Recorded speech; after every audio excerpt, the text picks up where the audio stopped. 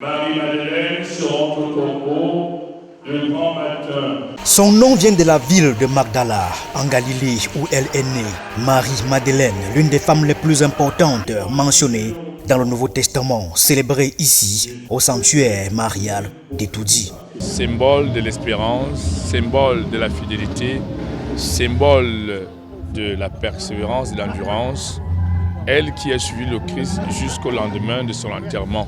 Dans son homélie, le curé Jean-Augustin Otuntolo a évoqué le rôle important de Marie-Madeleine, la femme possédée par 7 démons et vivant dans le péché, mais qui a été sauvée par la rencontre avec Jésus. Le peuple a donc été exhorté à ne pas abandonner les combats judicieux, à ne pas abandonner les luttes.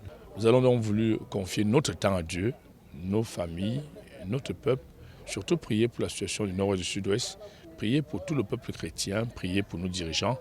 Une célébration liturgique honorant Sainte Marie-Madeleine passe du statut de mémorial à celui de fête, la mettant au même niveau que les apôtres. La célébration de l'Eucharistie a donc été un lieu de redonner courage, espérance, de réconforter ceux qui souffrent, de leur apporter la paix du cœur, de leur apporter Dieu et de les inviter à ne plus abandonner, à se réveiller, afin que le Seigneur Jésus, lui qui est apparu à Marie-Madeleine et qui lui a donné la mission d'aller annoncer sa résurrection, que cette Eucharistie augure à des lendemains meilleurs. Ce qui est certain dans les Écritures à propos de Marie-Madeleine, c'est qu'elle était une disciple du Christ qui l'accompagnait et le servait. Les évangiles mentionnent qu'elle était l'une des femmes présentes lors de la crucifixion du Christ.